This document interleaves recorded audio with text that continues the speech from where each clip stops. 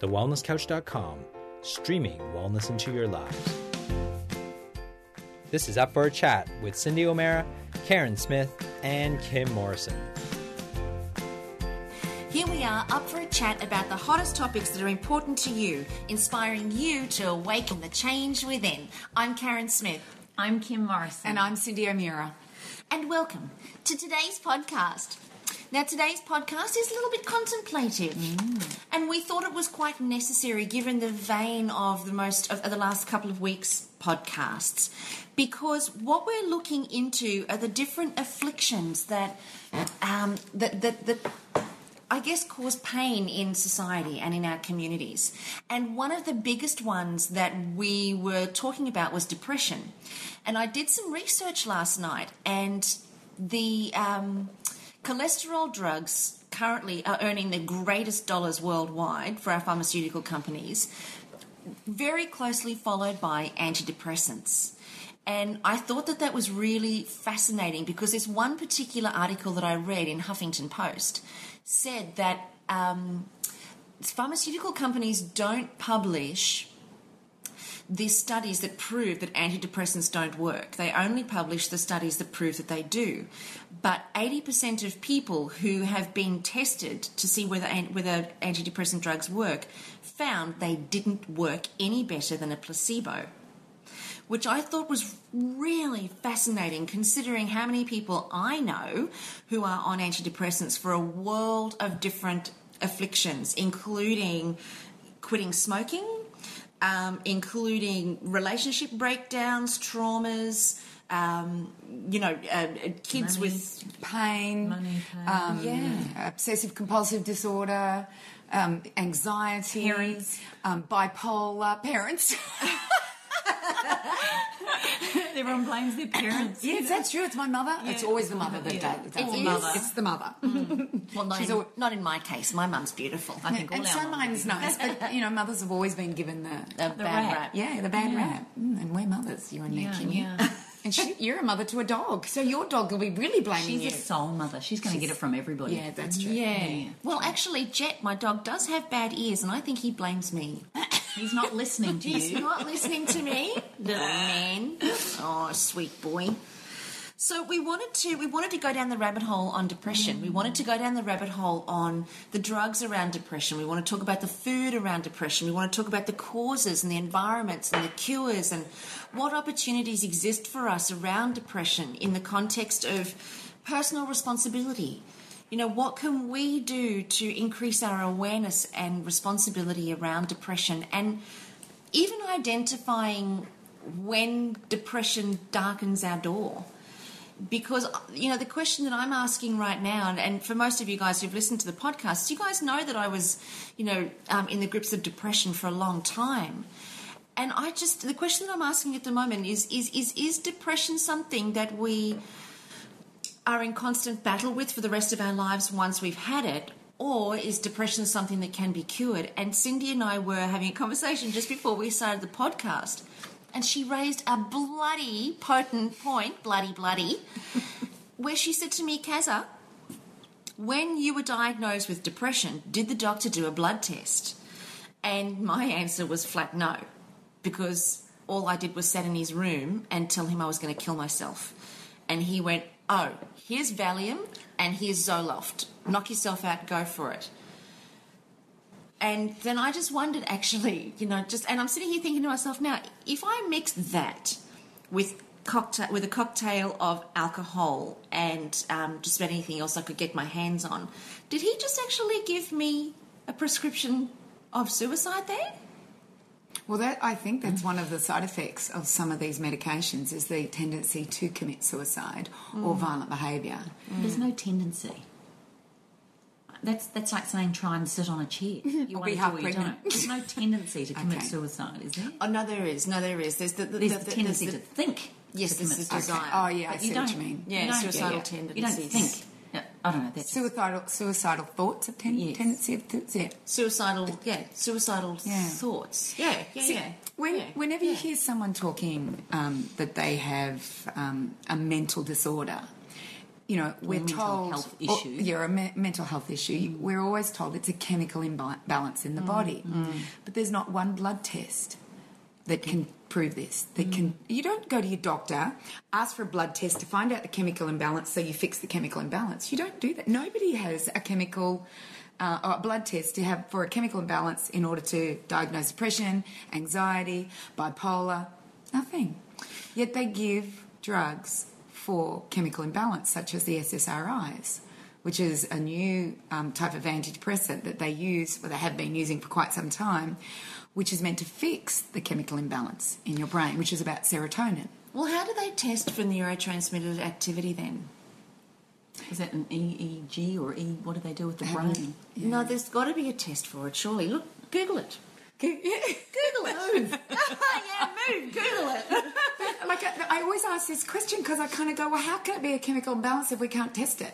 I agree with you wholeheartedly. And no, and I'm just using myself as the example, but I was a classic example of depression where there was absolutely no testing done whatsoever.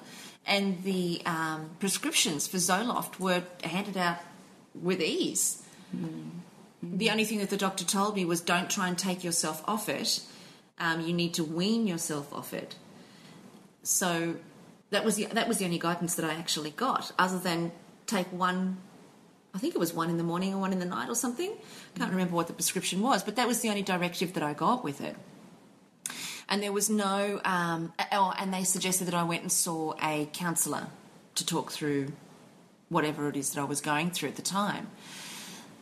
But it's interesting, even studies when I was studying psychology, they said, and I'm just trying to remember to hope I get it right, but they said that the combination of antidepressant drugs coupled with desensitisation or cognitive behavioural therapy, that combination was a combination that worked. But they had no statistics on it and they had no evidence that it actually worked. They just said that that's a good combination in order to heal somebody. Back in the old days, they used to use opiate type substances or amphetamines. And did they used to do the electric shock thing? Yeah, that's one of the... They used to use electric shock to help. But they use these because we actually have receptors in the brain that will take these opiate and morphine or amphetamine type substances. That's why drugs work. It's because the body has a receptor. So the body will actually make its own in order to help you through pain or whatever it is. But what we do is instead of enhancing the body with good food and nutrition and giving it the nutrition that it needs in order to make these chemicals that go into the receptor, we rely on an outside source. So, we know that there are opioids in food. There are actually opioid-type substances in food, such as wheat, such as dairy. Also, green leafy vegetables have them. So there are we know that this is in food, which enhances and helps us with our brain activity. And when we start to understand why drugs work so well, but then drugs always have a side effect because they're not the perfect combination of what the body makes. So if you are filling your opioid receptors with drugs and your body is making them and not being able to help yourself, and then you become addicted to that type of medication because the body has stopped doing what it should be doing, and you're allowing the drug to do it. So, I look at the statistics of depression and mental disorders that have happened over the last 20 years. And it was at a rate, I think it was just 15 years ago, the rate of depression was at about 1 in 11. Was it because we weren't talking about it? Was it because we didn't have, we had a different type of diagnosis? Because, the DSM, which is the Bible for psychiatrists and psychologists as to predicting whether you have a disease or not. You've seen the diagnosis management. You've seen that? It's a huge Bible, basically, and there's like 350 mental disorders that are now in it. And they're even giving shyness a disorder, or healthy eating is orthorexia nervosa, so they're giving all these new names, and if you have it, we have a drug for it. That's basically what they're saying. So, where was I going with that whole? 1 in 11 people. 1 in 11 have depression. Now it's 1 in 5 are on some sort of antidepressant or anxiety medication or some sort of substance that helps them. Can I ask you, sorry my love, so would it be fair to say depression is a blanket term for a whole lot of conditions like irritable bowel syndrome is to the gut? Is depression, because I'm looking here, there is no test for depression. There is nothing they can test. They will do things like, he might have major concerns, he'll test for things like hypothyroidism, he'll look at things like testing, they might do a brain scan to check if there's any, a tumour causing problems, but there's a whole lot of tests that they do. They might do a blood test to see, but it's all related to other illnesses. Physical. It's all physical. It's all physical. There's nothing here, and he said, there's nothing here actually saying that this is what, yes, you have got depression. So is depression a term that we use to cover a lot of mental illnesses that take us down the route of not feeling good about ourselves? Is that Well, I think they've dissected all the mental illnesses now, like there's 300 and something in the DSM manual, in this manual. So depression was probably once upon a time seen as a blanket, but now we've got anxiety, bipolar, which is just manic depression, where you go high 1 minute and low the next, so all of these disorders have been segregated into different disorders, and I guess they probably have, visual symptoms, or when the person says to them, well, I feel like killing myself, or I don't feel great, or I'm depressed because my partner's left me, or I'm this, and so... Well, depression can also just be lethargy, or too much sleep, not enough sleep, or having no interest in life, like that can be seen as depression. Can I ask you, Carren, because Carren's the one that has... I don't know if admitted to or has experienced and understood depression, whereas Cyndi and I were talking before the podcast. I don't think either of us have, we've been down, we've been very upset, but I don't think we've ever really, I've never been diagnosed with clinical depression. Do you think, Carren, the people listening to this podcast is someone that's in the realms of depression, or are we directing this to the support people around people that have depression? When you're in the depths of it, are you open and willing to listen to this? Because I think our conversation would be slightly different. But I'm just asking and inquiring that a lot of the time people that are listening to this are looking to help the loved ones or someone that they care about that have depression. And the couple of people that I know that have quite serious depression, they're not even in the realm of looking. That's my experience with it. Is that fair that we would be... And hopefully as they're coming out of it perhaps, or as they're feeling a little bit better about life, is when you start looking for answers? Is that right? It's an interesting question, that, because I think if we can get people at the beginning of feeling like they're going, falling into the dark soup, and if we can get people at the end of falling into the dark soup, that's where we can make the biggest difference with this kind of podcast. Because when a person is in the depths of despair and depression, it is very difficult to actually see that there's another way to be.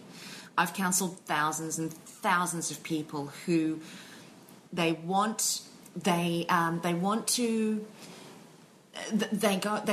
to seek help for their depression, yet they're not willing at that point to do what it takes to help themselves. And you're dead right. When a person is in the middle of their depressive cycle or process, that they can't hear anything because they don't want to. They're more committed to being depressed for whatever reason. They're more committed to that than what they are to healing. And therein lies, to me, the most unbelievable aha for me when if I was listening to this or even us talking about it, to me is if I knew that, and yet I'm trying to help someone that's in there and they're not listening or they're not doing anything, it would be very frustrating.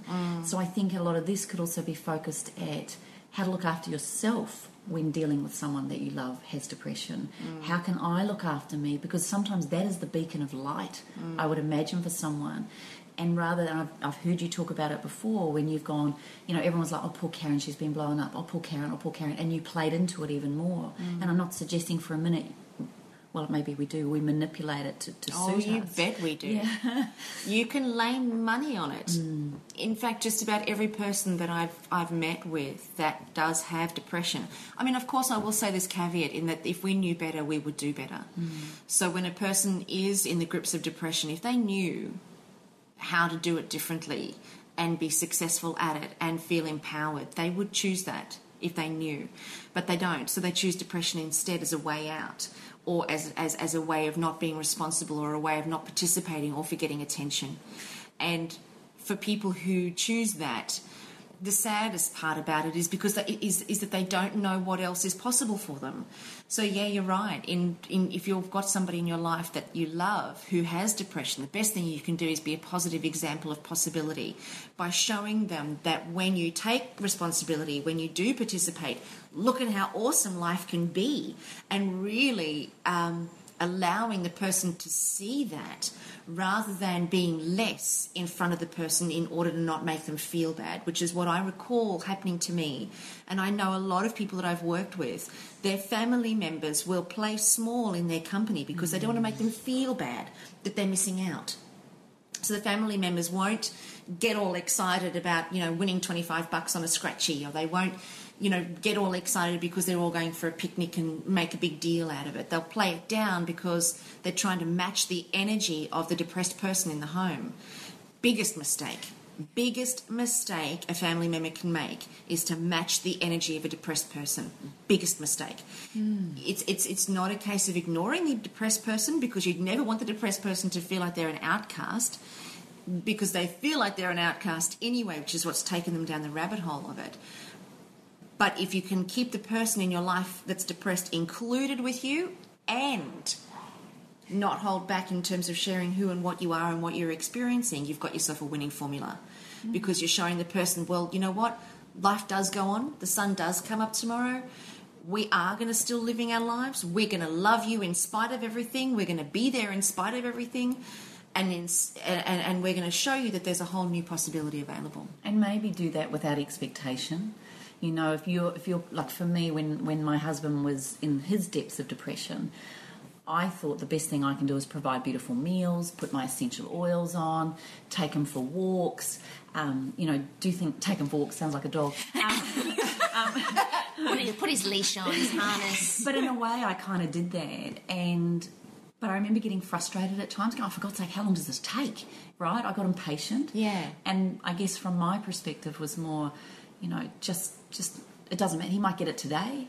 He might get it in 5 years' time. It depends on your level of commitment to it, whether or not you're going to put up with that or be a part of that. But I would say do it because you want to do it, not because you think it's going to fix them or make them right tomorrow, I think for somebody who's supporting people who are depressed, there's my business, your business, and universal business. And for the supporters, your job is to be in your business and live your life to the fullest, and not be on eggshells around a depressed person, because that doesn't help anybody. All that does is create more of the same energy in the home. So my business as a supporter of a depressed person is to just be in my business and live an amazing life. The depressed person, that's between them and the universal business. There's a whole world of exchange going on between that person and universal business that if you're not depressed or never experienced depression, you could never relate to. Therefore, it would be very frustrating to actually look on somebody like that and think, oh, for God's sake. It is. Yeah, it is. I can imagine. And Matt felt exactly the same way with me. For 6 years he was watching me, and initially, for the first couple of years he was there to support and love and cherish and rescue. But he even got to the point where he was like, hun, you are doing this to yourself. I'm done. I've had enough of you. And I was ready to hear that at the time. Had Matt said that to me a year earlier or even 6 months earlier, I would have packed my stuff, I would have left, and I would have gone out and found somebody else to rescue me. Or maybe he did say it and you just didn't hear it. Oh, look, it's possible. It's possible. Who knows? There was probably a lot I didn't hear from Matthew in those days. What I find interesting is that whenever I write something on Facebook about depression, that maybe we can look at the physical body, and then it will help the mental body, the mental part of yourself. There's always abuse. There's always someone saying, you don't know what it's like to not be able to get out of bed. You don't know what it's like where you can't be bothered going for exercise. You don't know what it's like trying to find food that's healthy, because that's the last thing that's on my mind when I'm depressed. So sometimes you need to ask the right question. Well, can I just go for it. And I'm going to let you finish in a second, but I just want to say something about that. What actually makes me giggle. If a depressed person is really depressed and they're not doing it for a secondary payoff, they wouldn't have even responded to your Facebook page. So the fact that a depressed person is responding to your Facebook page is a depressed person in search of attention and acknowledgement. I'm depressed, feel sorry for me, life is so bad, you don't know what it's like. Because I can tell you something now, hand on heart, a genuinely depressed person who, and for me, my initial depression was based on trauma. Yes. So a genuinely depressed person who wasn't in search of it at the time would not even be on bloody Facebook, much less put the effort into responding to a post saying you don't know. Absolutely. That's brilliant. That's the part that makes me giggle, because that person or whoever those people are that abuse you, you know what? Get excited because they're on their way out. They might be 5 years away from it, but they are on their way out, because the fact that they're actually now fighting to defend their depression and make themselves right about it, they're starting to realise it's wrong. Otherwise, they would have nothing to defend. Yeah, interesting. That's so interesting. So in their own minds, they're going, oh, this isn't working for me anymore. Oh, I'm not getting the attention anymore. Oh, people are starting to hold me responsible for stuff, so what I'm doing isn't working for me anymore. Damn. Bugger it. I'll just get in behind it and defend it. It's an illness. And I can't help it. It's not my fault. How dare you? And that's what you get. It's quite like I read them and I go, ooh. And I remember this one lady just going, right, I'll just go off my antidepressants and kill myself. That's what she answered. Wow. Desperate for attention. Bless her heart. Oh my gosh, that's And interesting. wasn't there another comment on yours about it would be like putting on no clothes and running around the block naked at midnight when all you want to do is sleep? Like, they were making comments like that. It was really bizarre. Well, what I decided to do is sometimes when you ask the right question, you'll get the right answer. Yes. And so what I did was I actually asked a question. And the question I asked that was basically... did you wake up one day and just couldn't get out of bed? Or did it take some time to get to that point? Did you wake up one day and you were just depressed, or were there symptoms such as anxiety preceding the depression? If the conditions were not instant, then why did you not listen to your body's cries for help and something different and do anything different? So my question was basically, does it just happen? No, it doesn't. What about people, though, that all of a sudden get a phone call, their husband's been killed, and they just can't get out of bed the next day? No, that's grief. That's different. That's different. But is that what starts, like, one day, Tuesday morning, you're dropping the kids to school, all of a sudden your life changes in a phone call. So to me, sometimes, and that can lead you down the path when you start realising that he's never coming back, or there's all that. Does that... I'm still going to say it's a choice. And I'm going to stick behind that, because even if you get that phone call, yes, you go into massive grief, and yes, you could be grieving for 5 years. When Greg passed away, when my partner committed suicide, I went into massive grief. But I chose depression. I willingly, cognitively chose depression as my way of dealing with that. And grief can lead to depression if you choose it. But there are a lot of people who grieve for somebody who's passed and don't go down the rabbit hole of depression. True. So the people who choose depression, it's a cognitive choice, and you know when you're choosing it. You absolutely know. You may not know how to do anything other than that, but you absolutely know, and it doesn't happen overnight. It's not an instant thing. Even for me, with somebody being called to say that their partner's being killed in a car accident, that's trauma. And me being blown up, that's trauma. Greg killing himself, that's trauma. Jodie dying, that's trauma. I think all of those sorts of things, they're unexpected happenings in life. But there are people who don't go down the path of depression as a way of dealing with it. And we did a podcast on grief, because I was going to ask you, well, how long do you give someone to be in that grief state? There's no set message or set rule, but if you are interested in understanding that side and how to come out of that, then there was a beautiful podcast we did on grief.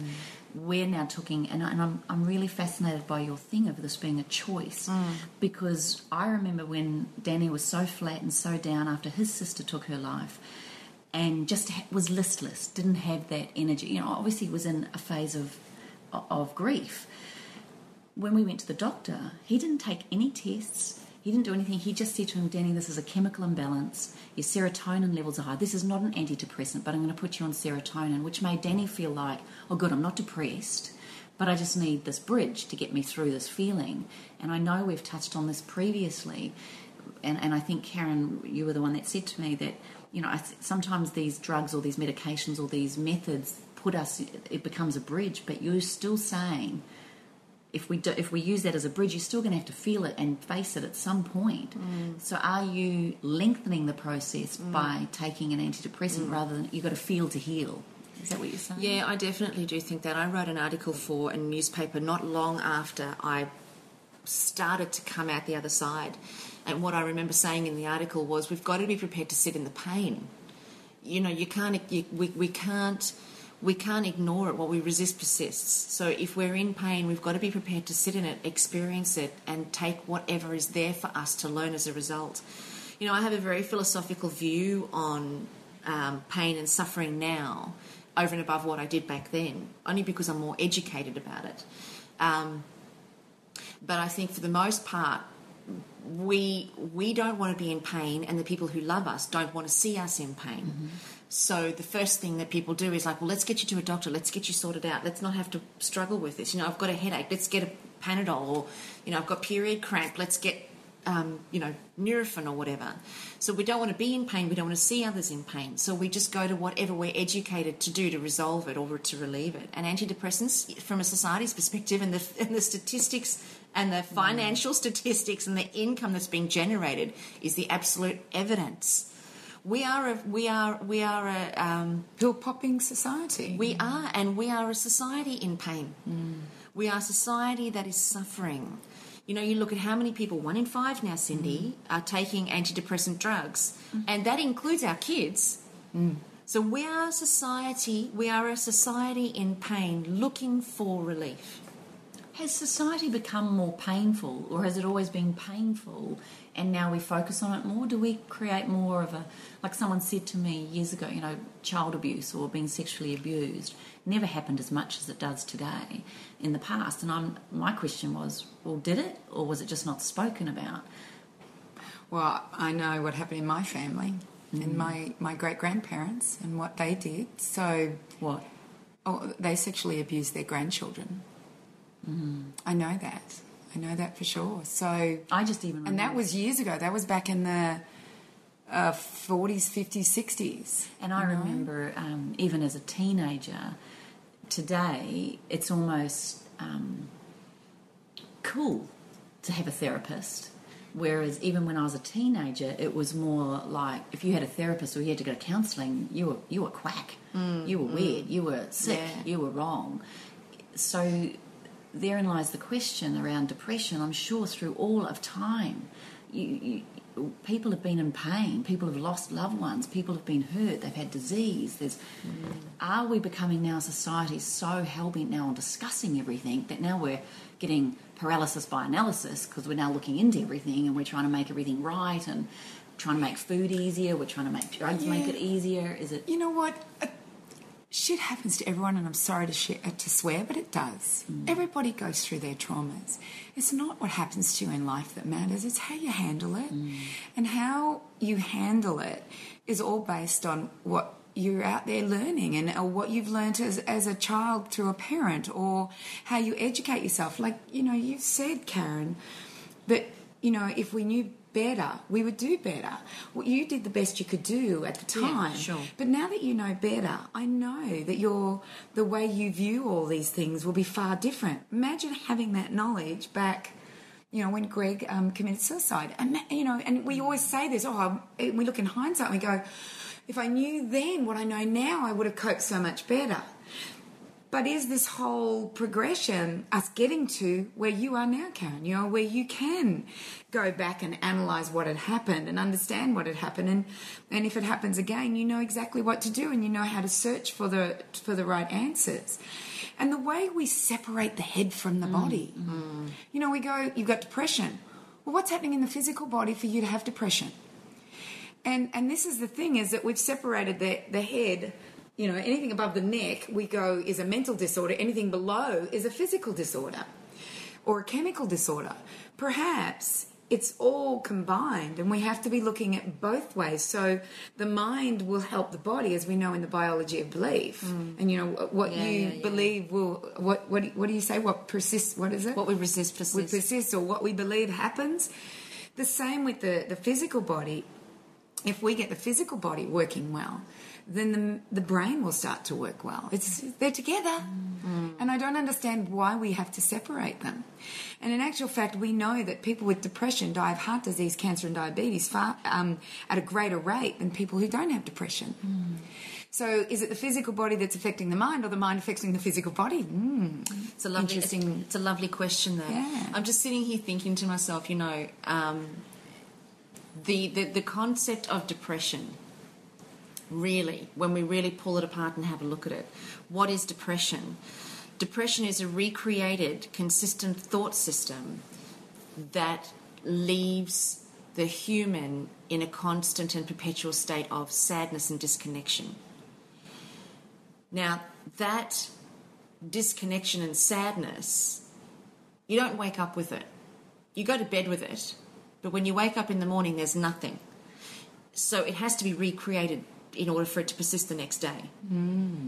It has to be re-established. It has to be reconnected to as a way of being the next day. So the minute you open your eyes, I've just clicked then, that if you wondered what that noise was.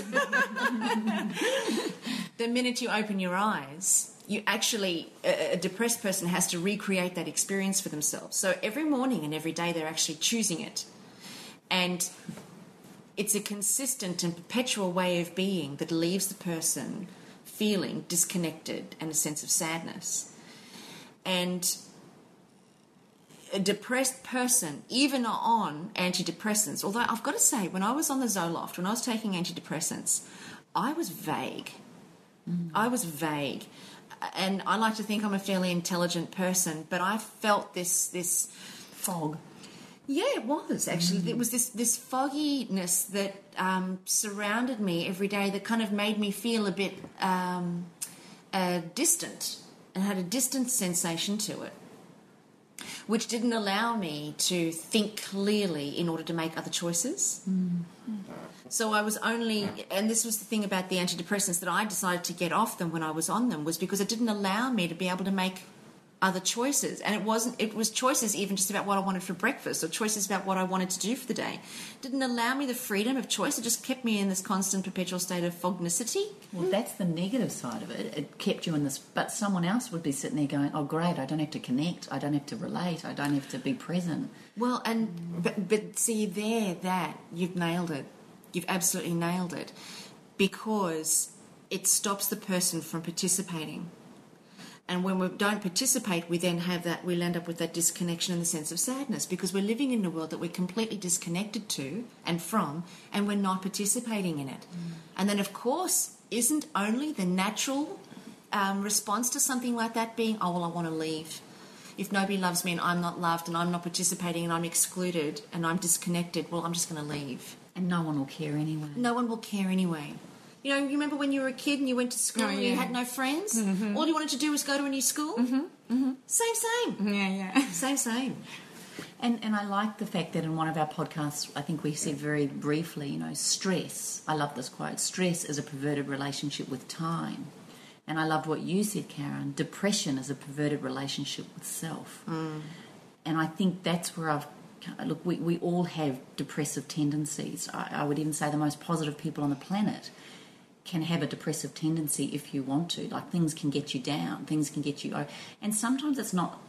Like, for me personally, when Danny's sister died, then we lost a whole lot of money in our house, and then the car had an issue, and then the cat got put down, and then there was one thing... And the thing that tipped me over the edge was tripping up, and going to the laundry, falling and cutting all up my shin and falling onto the clothesline, and I sat in a heap and went... What else can go possibly wrong? And that's when I tipped over. So it was like, to me, it was one thing. It wasn't just one thing. And sometimes when we get depressed, it feels like, I don't know, I'm just saying this, but when I went down that path, it wasn't just one thing. because sometimes you can cope with one thing or you can kind of focus yourself through that. But it was just this, and then one thing, and then another thing, and then another thing, and then all of a sudden it's like, I cannot take any more. And whether me physically creating that opportunity to fall up the steps, did I do that was that rather than looking, oh no, I just tripped. Well, other days I've never tripped. So was it just the fact that I tripped and then fell in a heap and had a cry? And I'll never forget my therapist at the time saying, don't look at crying as a bad thing. It was a release. And I think I just let out all this emotion. Also, what was quite freaky, on that day, a girlfriend I hadn't seen for 6 months was knocking on the door while I was in tears, sitting in a heap in the laundry, feeling very sorry for myself now. Walked in with a bottle of wine and went, I just had this urge to ring you and come and see you. Oh, bless. It was quite freaky.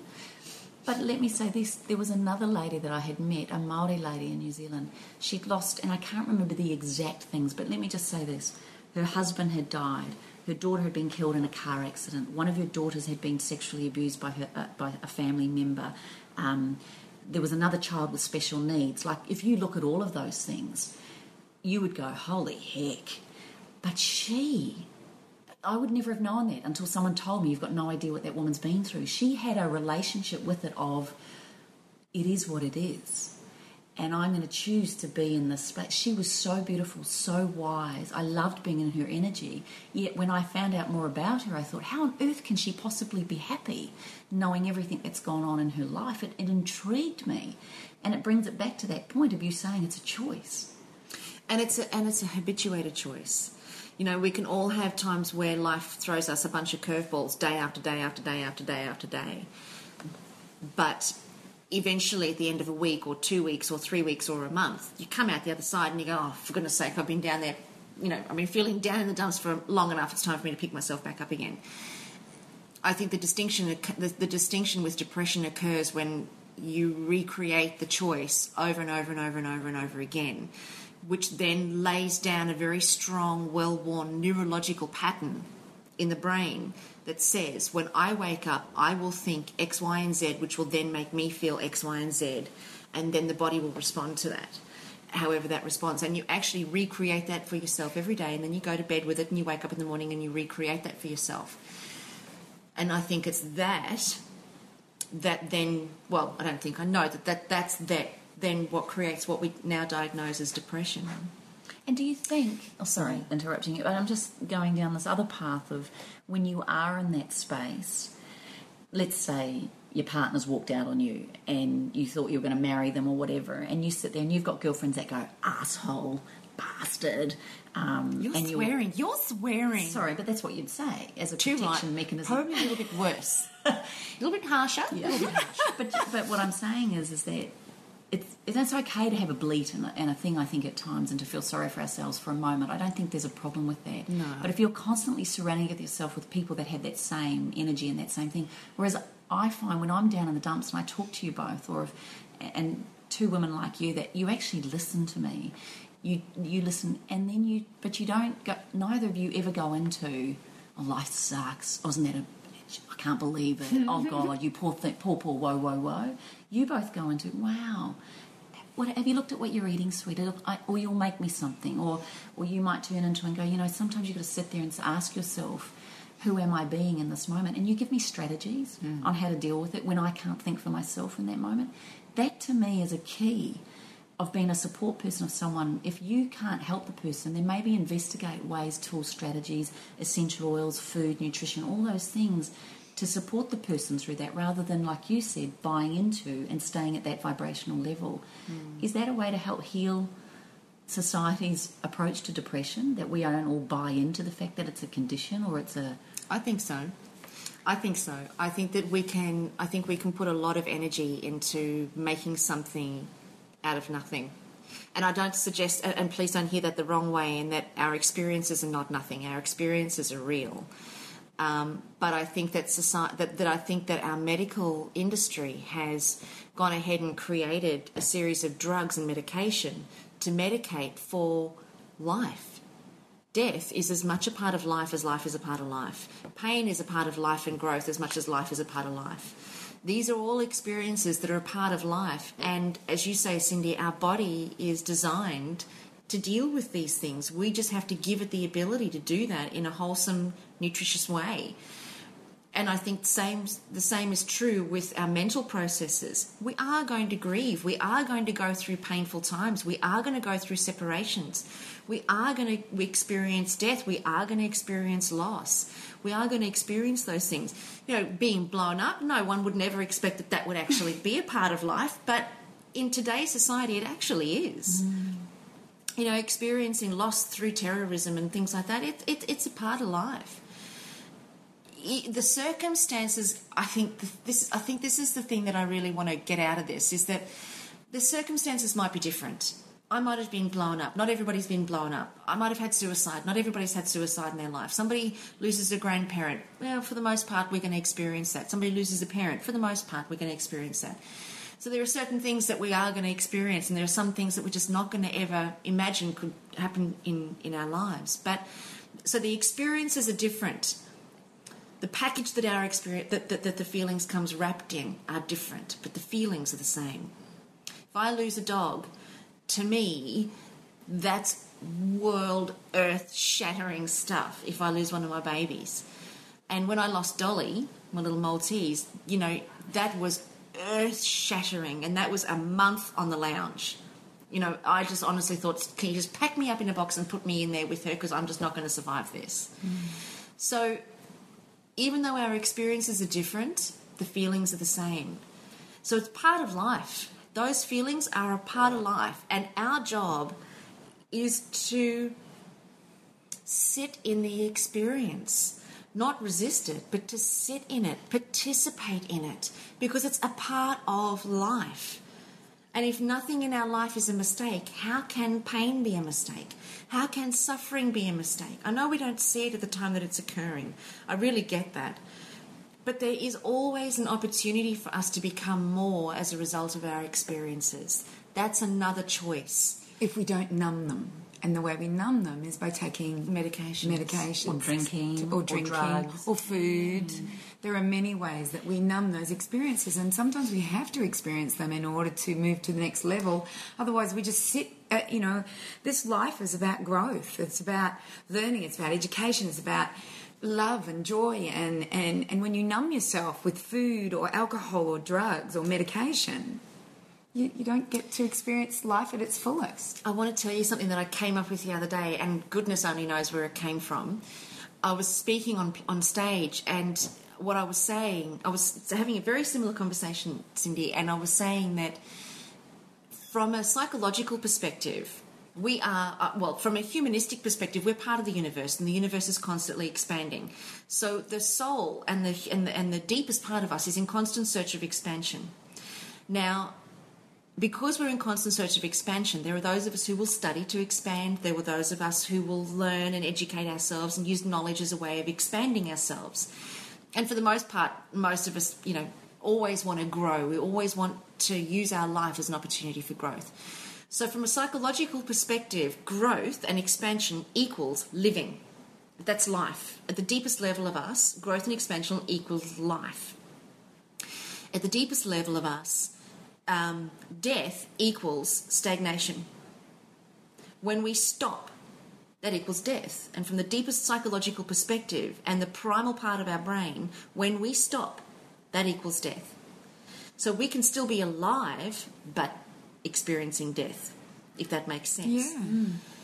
So every experience that we experience in life is designed to perpetuate growth and expansion, because that is the entire human experience here is about growth and expansion, because we are part of an expanding universe, and the universe inside of us is an expanding universe. When that universe inside of us stops expanding, it dies. It starts to die off. And we know that that's true from a vibrational frequency perspective, because when we put ourselves under the magnetic resonance imaging scanning machines, parts of the body or organs in the body that are dying have a very dense vibrational frequency, and they can measure that. So when the body stops expanding and the body stops growing and stops living, it starts to die off. The vibrational frequency decreases, and then of course we get sick, and then eventually we die. much younger, and hence the heart diseases and the heart attacks and so on with people who are depressed, because they've started to put themselves into a state of death. So is it the chicken or the egg? Is it the chicken or the egg? This is the thing we've got to understand. It's interesting that there are clues that you are going down the line of depression, and it could be waking at night with a little bit of anxiety. It could be that you're not feeling well, your physical body's not doing well. So your body actually gives you clues that you are going down that track, and it's about listening to those clues. But we've forgotten how to do that. We numb it because we take a pill. We look at what's happening in our body as far as feeling, and we don't think about the function that's happening. And so we go, let me numb that feeling and everything will be okay. And it's interesting that when I asked that question on Facebook, people said things like this. Like I had one person say, like, I'm bipolar, but I mostly suffer from depression. I am worse the more additives and chemicals I eat. The problem is when I am depressed, I don't care about myself. Yeah. Interesting. Yeah. So I don't do what I need to do to get better. I believe there is such a thing as a diet of depression. I think if anyone ate crap filled with chemicals and additives, bad fats and bad carbs, no fruit and veggies, it would make you depressed. I have also noticed in my son that if he eats artificial colours and flavours, the next day he has a bad, sad response. Wow. Interesting, isn't it? And I just want to tell you a story, and I probably haven't spoken to you girls about it, but my son is a very quiet young man who, when he comes home, like he trips away and then he comes home, he will spend a lot of time in his room just watching videos, or he just doesn't seem to communicate with Howard and I on a big basis.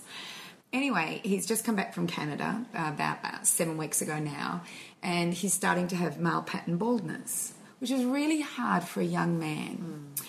And I noticed, he was always flicking his hair forward and always playing with his hair, or he had a hat on.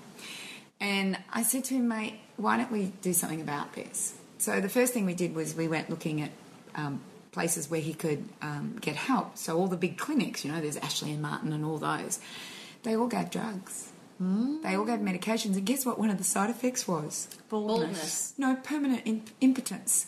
Oh, jeepers. Oh, that's not good for a young man. No. So, like I said, if the drug is worse than, what you're trying to cure, just forget it. So we moved on from there, and I started to look around, and I noticed that autoimmunity is a big part of alopecia, and alopecia is loss of hair. So I said to him, well, I know genetically you've got no hope. Yeah. But let's give it a go. Let's go on a grain-free diet and basically go where we're eating real foods. There's no more pastas, no more breads, which is one of his favourite foods and what he was eating a lot in Canada. So over a period of time, I noticed he was coming downstairs more. I noticed that Oh, wow. This was amazing. He started to bring his computer downstairs and work while I was in the kitchen.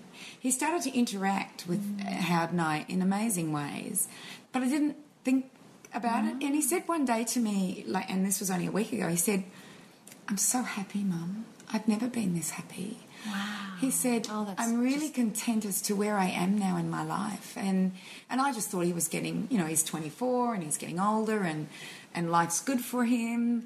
And then, but it's no different to what it's been. To me, he's still doing the same thing he's always done, but he just seemed more content. So I didn't really think too much about it, but I was really happy in my heart that he was content.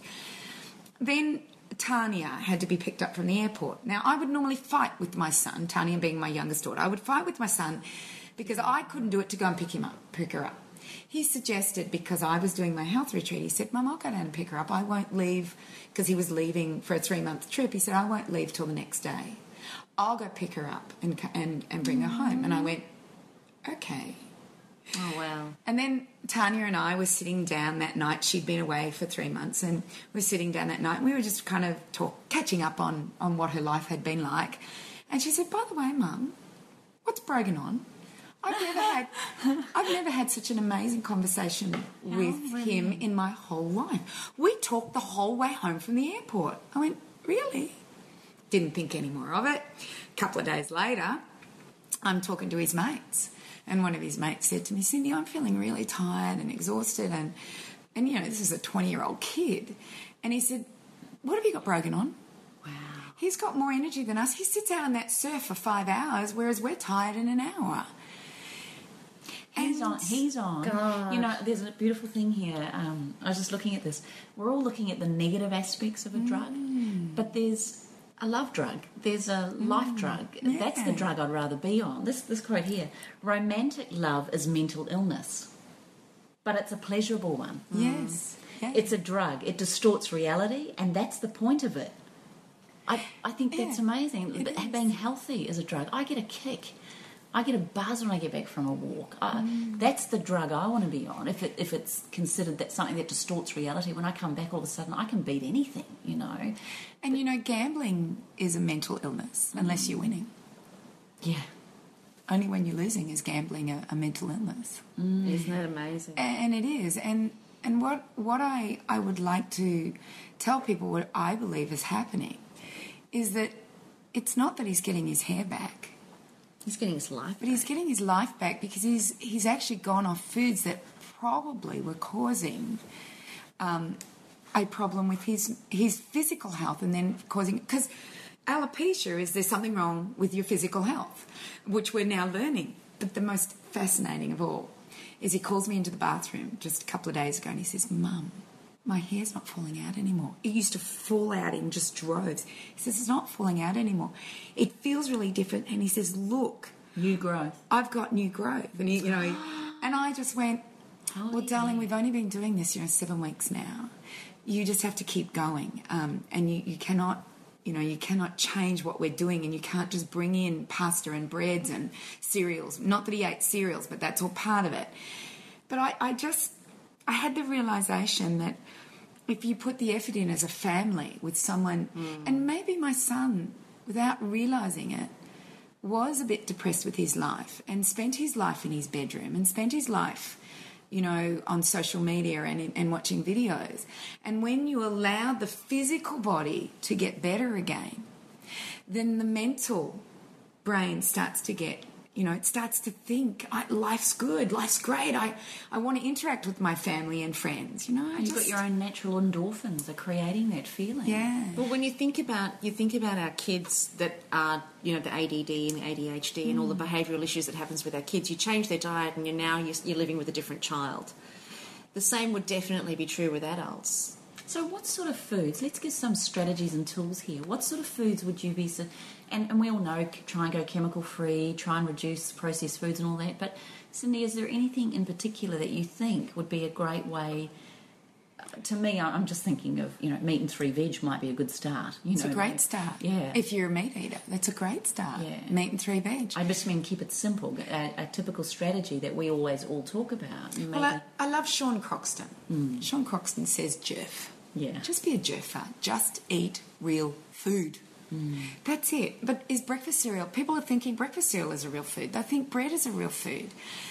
The thing is that what we're learning is that while we can be jerfers and eat real food, some of our real foods have been chemically hybridised by a chemical that if someone swallows it or is poisoned by it, they suggest not to give, like, what am I trying to think of? Resuscitation, because you will die giving the resuscitation. It is so toxic. So even our real food, this is causing. So my thing is, start getting out into your local community and do local foods, seasonal foods. Find a butcher that, you know, you can trust that's feeding, they've got grass-fed food, not grain-fed. These are the things that we've gone so far away from in our life as far as feeding our physical body. And once you feed your physical body, you can feed your mind. So really, I think it's about, you know, really looking at things that are real foods and that we can start eating again, and not eating the same food over and over and over again, such as, you know, we eat wheat every minute of the day. For breakfast, we have breakfast cereals, and we have a sandwich, and then we have pasta.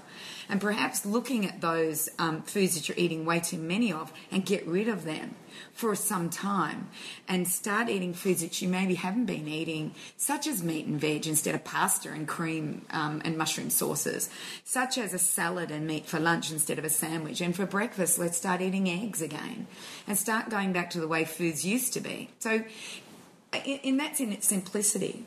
But Kim, I use oils for my moods as well. So there are some oils that just give me. I had this feeling of calm. Like last night, I was so tired last night, and I went home and I had a shower, and then I did a body boost with lavender. And I tell you, I went to bed at 8:20. And I slept just so beautifully. It was like this blissful, peaceful sleep. And this morning, you know what I was like? I was like this hyperactive little kid. I was so excited to be here, and I wanted to jump up and down, and I just had all this energy because last night I was really exhausted, and that beautiful sleep just reinvigorated me. But I believe it's the lavender that enabled me to have the sleep, because you know what's really important in with depression is you must get sleep, and it should be 3 hours before midnight, and you must have sunlight, and you should be outside, and you must see nature. And you must put your feet on nature, not just always wearing shoes. So we actually know these are things that empower the physical body to empower the mind. So tell me what I think there's different types of depression, as in different ways that we're depressed. So some people, when they're depressed, get very irritable and quite on edge, and a little bit antsy and that sort of thing. And they're kind of wired, and so I would go for the more sedative oils. And if you're looking at 28, then the instant calm is beautiful for that. And it's got your chamomile, your lavender, sandalwood, the very nurturing, calming oils. If I'm someone who, and you're saying sleep's really important, it is, but for a lot of people, when they're depressed, they'll sleep during the day, which puts their whole circadian rhythms out, and therefore they're sleeping too much, and in which case I'd be going for more uplifting, euphoric oils, which have things like geranium, bergamot, and interestingly enough, 3 of the best oils for any form of depression is neroli, which is like the rescue remedy of essential oils, rose, and jasmine. Now, they're the 3 of the most expensive oils as well. Rose is around $450, and jasmine and neroli are around that $300 mark. We have just released, they haven't actually gone onto our website, but we've just got the pure forms of all 3 of those. Jasmine in particular is one oil that they say with depression is fantastic. It is one of the best oils, whether you're an irritable, angsty type or whether you're a sedative, lethargic type, because it helps boost self-confidence. So for me, I'd be looking at instant calm if I was irritable and angsty, and if I was lethargic and listless, then I'd be going for our courage and confidence blend, because it's interesting, those are the oils in each of those blends. But it's not to say that you're going to snort it and take a sniff and hello, I'm happy. It's a tool. It's part of a routine. It's part of a ritual of self-healing. Yeah. And people that are going to want to use these oils, and that's why I think the body boost is one of the most extraordinary things you could embrace. And again, you might want to tell someone who's depressed around you to do this, but unless they're willing to take responsibility, or as Carren said, they're coming out, they may not be prepared or be in that state. So in which case, do it for them. As in, do it for yourself, so that you are able to participate and be that person that you would like to see them be the change you want to see. So take care of you. And sometimes we're presented with depressed people in our life as a direct reminder to look after your own self.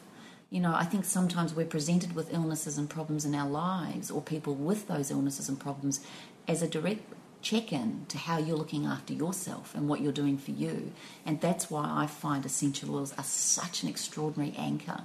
When you understand that smell is very closely linked to our emotions, that we are very connected to our emotions, and we can have a smell and have an instant memory or association to something, they become incredible triggers and anchors to create a new experience or a new neurological pathway or a new way of being.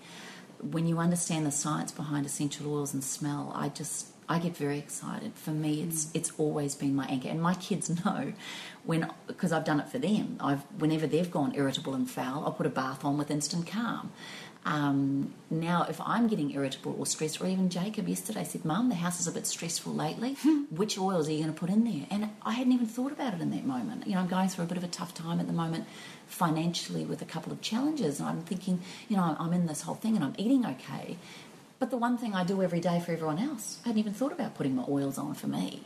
So sometimes by being that for other people, they can also be that reminder and reflection for you when you need it.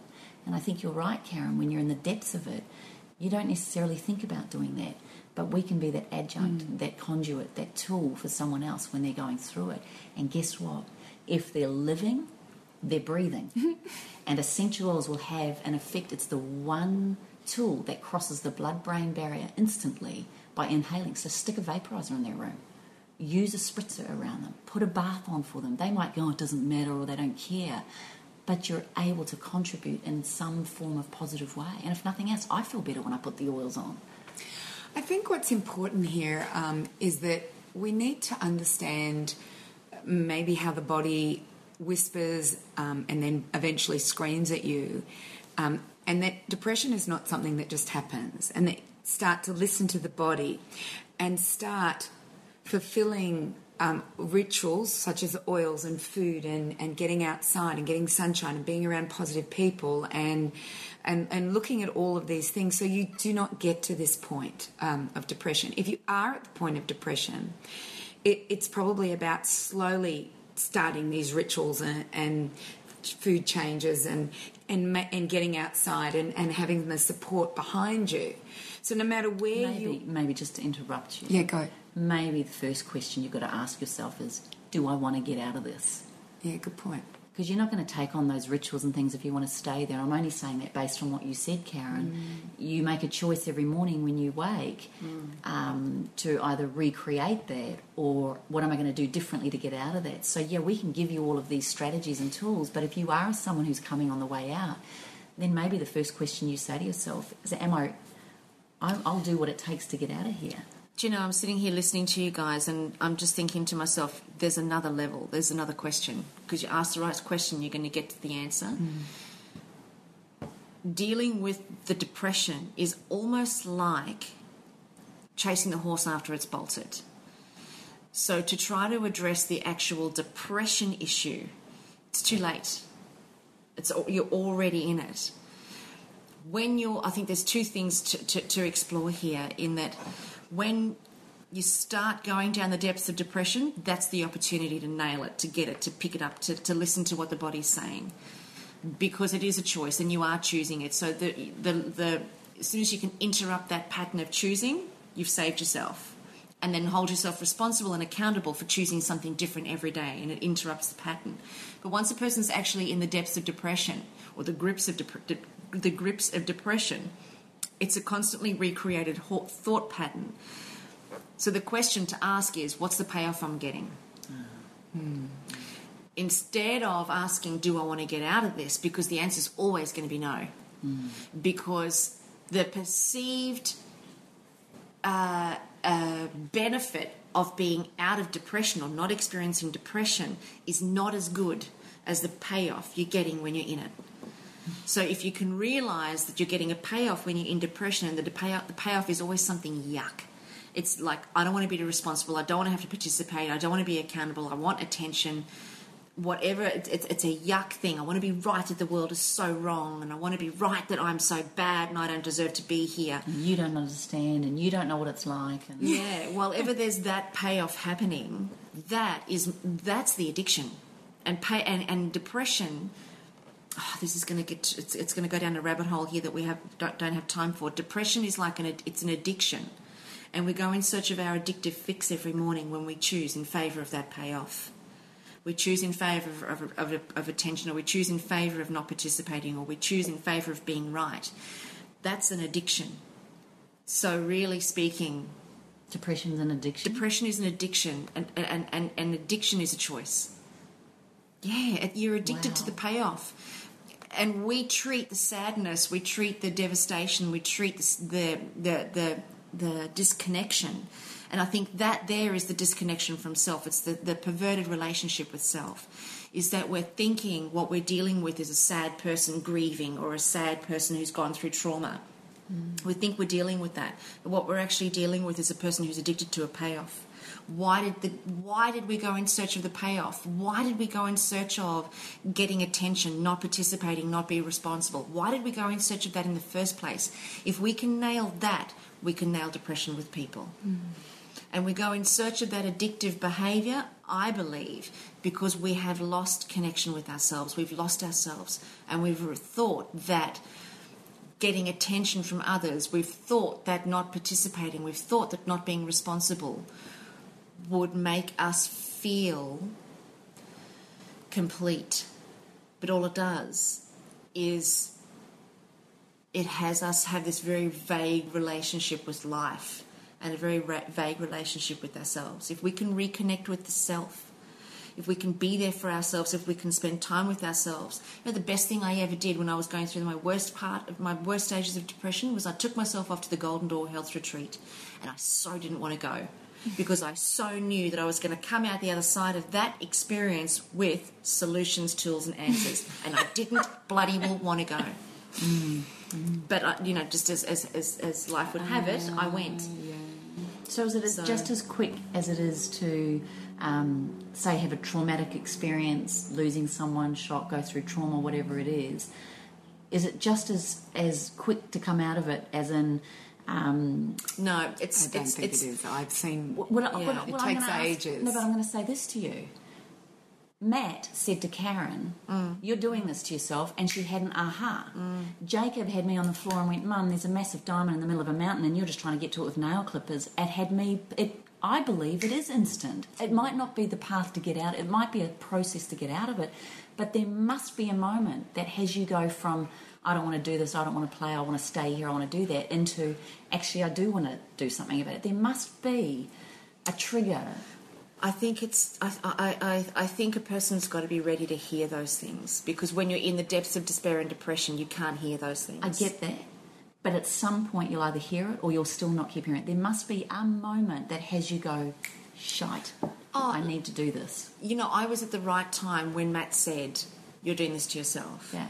And he may have said it, as you said, he may have been saying it for years and I just didn't hear it. Yeah. But there was definitely that time when he said that. Now, I don't, when I look back on that now, I was at a point where I was looking at everybody around me getting bored with my story. I was watching the people at work not making allowances as often for me anymore. I was watching my family. They were always there to support and listen to me, but I could hear on the other side of the phone great sighs and big, deep breaths. And then Matt said that to me, and it was at that point that I realised that the outside world wasn't giving me my fix anymore. And it's when we realise that the people outside of us are not going to give us our fix of attention, not being responsible and making it okay. When the outside world stops doing it, it's at that point that we have to start to make a choice, which is why it's so important to support people. You do not enable depression. You don't match the energy. You don't run around making the world a better place for a depressed person. You just keep making your world an amazing place, and don't feed the fix for the depressed person, because the fix for the depressed person is what they're addicted to. Well, and I'll give you a classic example of this. My dear girlfriend of ours lost her husband suddenly. He was 35 years of age, dropped dead. She had a 1-year-old child, and all of us around her in her support world, you can imagine, we all had young babies, we're all newly married, we're all in our early 30s. It was shocking for all of us. For years, and my girlfriend was talking about this, the one that, let's just call her Mary, that lost her husband, Mary that lost her husband actually asked us all not to hold hands with our husbands in front of her. She actually said it made her feel sick and it made her feel really bad, and we all succumbed to it and went, oh God, sorry. For 18 months, we all went around not being our authentic selves in order to support and protect her at the cost of some of our relationships ourselves. And that is the trap you can fall into. Well, can you see even her as an example there? Yeah. She's in desperate need of attention. Mm-hmm. So her drug became attention. So when she got attention by you guys not doing that in front of her, every time you saw her, you would go, oh, don't hold hands. Yeah.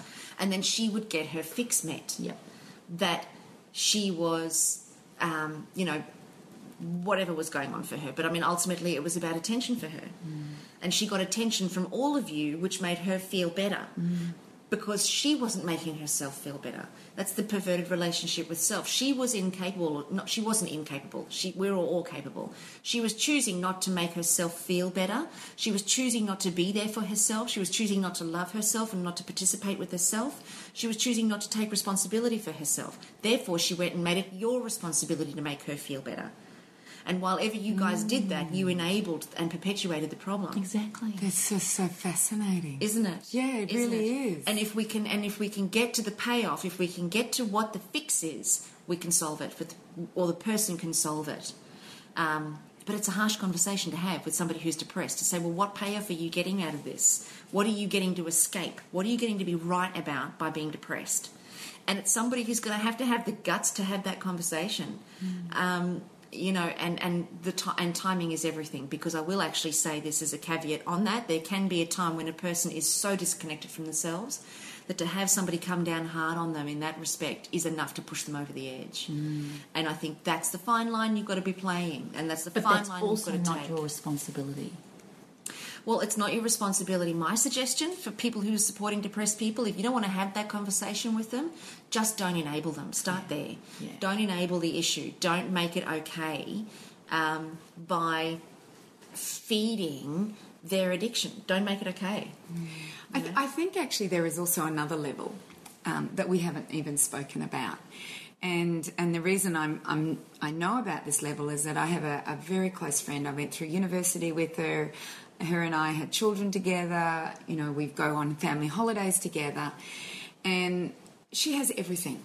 She has a beautiful life, 4 beautiful children, a loving husband, beautiful home, everything. And she became depressed. And she looked at her physical. She looked at everything as far as our health went, like looking at the physical body, the mental body. She looked at everything. And one day I remember talking to her, and one day I said, there's one thing you haven't really looked at, and perhaps this is what the problem might be. But I want to just give you background before I tell you what I actually said to her, which just changed her life completely. So what had happened is I said, well, you've looked at the physical, you looked at the mental, but you've not looked at the spiritual.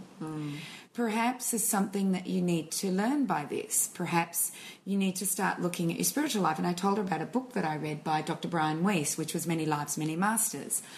And the concept behind it, whether you believe it or not, but the concept behind it is that we do live many lives. And each life, we try and we bring guides with us. We have... We learn lessons, and if we don't learn it in one life, we're going to have to learn it in the other.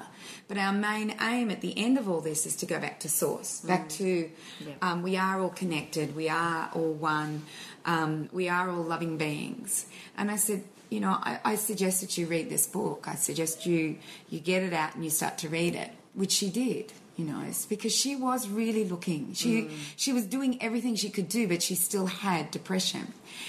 And that was 4 or 5 years ago now, and her journey, it's the most beautiful journey to watch. Like I had lunch with her recently and we had an hour together. That's all. She was catching a plane and I was meeting up with her and we had an hour together.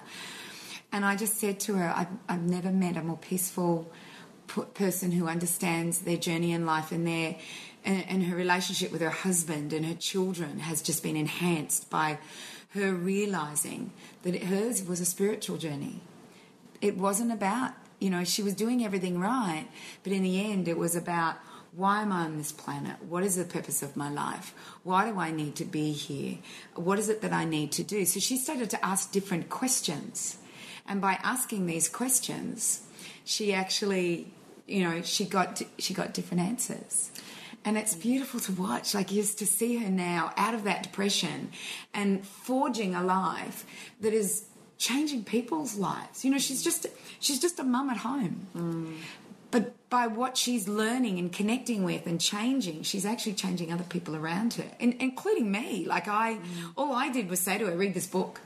And from there, she took off. And now she meditates. So one of the things that she does do is she does a daily meditation. She does yoga because she feels like yoga stretches her mind and her body. She looks at what are the reasons for the things that are happening in her life, and instead of just seeing them as troublesome, she sees them as opportunities for change, like what you were saying. So I think that's another level that we need to look at. Well, I love how you said, our existence is ultimately to get back to source. And the way that I look at it, and this, depression is a perverted relationship with self, is that in my view, the self is source. The self is source. Getting back to ourselves, getting back to the source of who we are and what we are. And to me, and this is just my frame of reference for it, to me, my experience is spiritual. My life is spiritual because it is all about connectedness and love and participation with source. And when I'm functioning at that highest level that I'm capable of functioning at, then everything that I do beyond that or beneath that is my contribution to humanity on a playing field where I'm interacting with other people. So I think it's so beautiful that in her search for source, she's found herself. And that's so true. I just think that is so beautiful. And when, and I think that's a big answer, because depression is absolutely disconnection from self. It's the complete disconnection, and then looking outside to have your addiction met. Go inside and meet your addiction, because obviously the need is there for attention. The need is there to be responsible for yourself. The need is there to participate with yourself. But we go and get depression to try and get it met outside. And it's yuck, and it's just a really shitty way to live. It just really is crap. I loved what you said before, Carren. What a shitty way to live. Yeah, I love it. But you said it before, even, last night. You said you sat there saying, "Oh, I'm really missing Matt." And then you looked at yourself looked in and went, "I'm really missing me." Myself, yeah. And went and did a meditation. So perhaps when we are in those states, whatever it is you're missing or feeling, I felt really alone yesterday. I said, I feel really alone, and tears welled up in my eyes. And then I looked out at the sunrise and went, oh my gosh, I'm so not alone. Be present with me. And I think that's one of the most beautiful things I've learnt from you in particular, is often what I'm complaining about or worried about is actually what's lacking in me. Oh, well, you know what? It always is. It's always the answer. It's always the answer. So I think on that note, this has been quite a contemplative podcast, and hopefully it's raised some questions. And if you've got anybody in your life that's been depressed or is depressed or irritable or cranky or, whatever the case might be, jump on our Facebook page and talk to us about it. You are in the hands of people who are willing to explore and ask different questions. And I'm sure you guys already realise that. So to meet with us on Facebook, go to allthews.facebook.com/up-for-a-chat, or jump onto thewellnesscouch.com/up-for-a-chat. And make sure that when you're posting your comments and you're interacting with us, we want you to know that you're in the hands of people who are avid researchers and prepared to ask different questions. We're also people who are experts in our field, but nothing that we say should ever be replaced for professional advice either. You've really got to make sure that you've got all of your bases covered. Also, what we want to say is that if you do know anybody, and this has been my own personal experience, if you do know anybody who is on the brink of depression or experiencing suicidal depression, for me, I found Lifeline was extraordinary. So always jump on and contact Lifeline, because they'll always have new answers and new questions for you to ask as well. There's lots of different sources of support for people who are depressed and who have gone to, a much darker place. So let us know your experiences. Jump online at Facebook. Go to the wellnesscouch.com/up-for-a-chat. thewellnesscouch.com/up-for-a-chat. Got it? And join us next week right here in the same place, same station, same time. Join us next week on Up for a Chat and be part of the ripple effect that's changing the world. This has been a production of TheWellnessCouch.com. Check us out on Facebook and join in the conversation on Facebook.com/TheWellnessCouch. Subscribe to each show on iTunes and check us out on Twitter. The Wellness Couch, streaming wellness into your lives. Hi, Damien Christoph from 100 Not Out here.